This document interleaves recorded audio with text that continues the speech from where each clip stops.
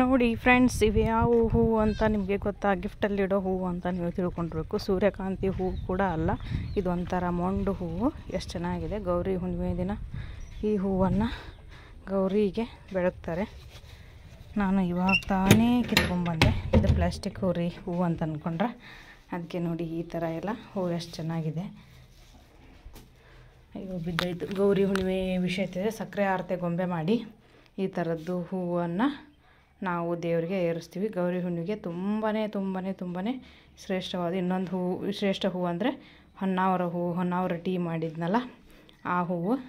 ಆ ಟೀನ ಕುಡಿದ್ಬಿಟ್ಟು ಮಾಡ್ಕೊಂಡು ಕುಡಿದಿದ್ದೀರಾ ಅಂತ ಹೇಳಿ ಕಮೆಂಟ್ ಮಾಡಿ. ತುಂಬ ಚೆನ್ನಾಗಿರೋ ಹೂವು ನೋಡಿ, ಸೂರ್ಯಕಾಂತಿ ಹೂವಲ್ಲ, ಇದು ತುಂಬಾ ಬೆಲೆ ಬಾಳುತ್ತೆ. ಗಿಫ್ಟಿಗೆ ಅದಕ್ಕೆಲ್ಲ ಕೊಡ್ತಾ ಬಂದರೆ ಗಿಫ್ಟಿಂದು. ಈಗ ತಾನೇ ಫ್ರೆಶ್ ಆಗಿ ಕಿತ್ಕೊಂಡ್ಬಂದೆ. ಇವತ್ತು ಸಾಯಂಕಾಲ ಸಕ್ಕರೆ ಆರತಿ ಗೊಂಬೆ ತೊಗೊಂಡು ಹೋಗಿ ಆರತಿ ಬೆಳಗ್ಗೆ ಸೀರೆ ಉಟ್ಕೊಂಡು ಆರತಿ ಬೆಳಗ್ತಾ ಹೋಗಬೇಕು ನಾವು.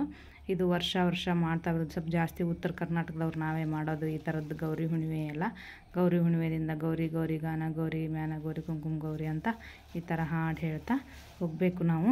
ನೋಡಿ ಇದ್ರದ್ದು ಎಲೆಗಳು ಹಿಂಗಿರ್ತಾವೆ, ತುಂಬಾ ಮೊಂಡು. ಇದು ದನಪನ ಏನೂ ಕಡಿಯೋದಿಲ್ಲ. ಈ ಗಿಡನ ತುಂಬಾ ಒಂದು ಸ್ವಲ್ಪನೇ ಇಷ್ಟೇ ತುರುಕಿದ್ರು, ಇಷ್ಟೇ ಇದು ಮೊಂಡಿದ್ರು ಕಿತ್ಕೊಂಬಂದ್ರು, ಇದೇ ಹೂವು ತುರುಕಿದ್ರೂ ಕೂಡ ಅಷ್ಟು ಮೊಂಡು ಹುಟ್ಟಿಬಿಡತ್ತೆ. ಇದನ್ನೆಲ್ಲಾದರೂ ಸಿಕ್ಕರೆ ನಿಮಗೆ ಗೇಟಿಗೆ ಬೇಕಾದರೆ ಗೇಟಿನ ಹತ್ರ ತುರುಕಿಬಿಡಿ. ಇಷ್ಟೇ ತೊಗೊಂಡು ಹೋಗಿ ನಿಮಗೆ ಹೂಗಳು ತುಂಬಾ ಒಂದೇ 6 ತಿಂಗಳಿಗಷ್ಟೇ ಮೊಂಡು 100 ಗಿಡ ಆಗ್ತಾವೆ.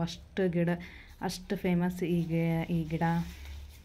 ಅದಕ್ಕೆ ನಾನು ಹಚ್ಚಿಲ್ಲ. ಇದನ್ನ ಬೇರೆದವ್ರ ಮನೆ ಹತ್ರ ಇತ್ತು, ತೊಗೊಂಡು ಬಂದು ಇವತ್ತು ಪೂಜೆಗೆ ಇದೇ ಹೂವು ಏರಿಸ್ತೇನೆ ನೋಡ್ರಿ ದೇವ್ರಿಗೆ. ನೀವು ಏನಾದರೂ ಈ ಥರದ್ದು ಹೂವು ನೋಡಿದಿರಾ? ಈ ಹೂವಿಗೆ ಏನಂತ ಕರೀತೀರಾ ನೀವು ಹೇಳಿ.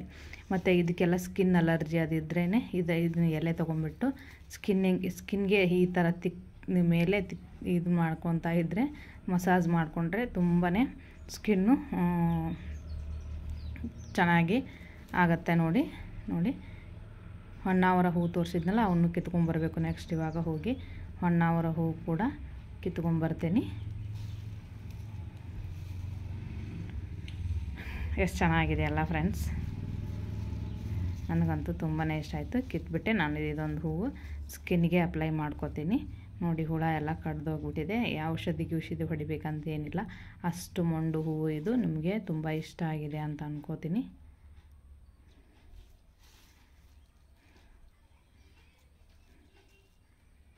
ನೋಡಿ ಯಾವ ರೀತಿಯಾಗಿದೆ ಹೂವು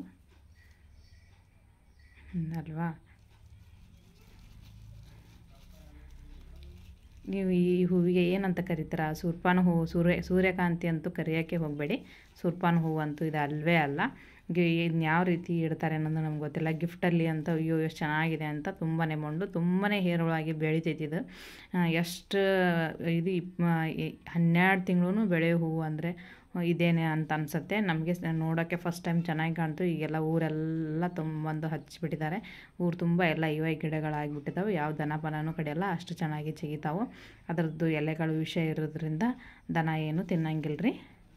ಇದನ್ನು ನೀವು ಎಲ್ಲಾದರೂ ಸಿಕ್ಕರೆ ಬಿಡಬೇಡಿ, ನಿಮ್ಮ ಗೇಟಿನ ಹತ್ರ ಹಚ್ಚಿಬಿಡಿ ಇದನ್ನು.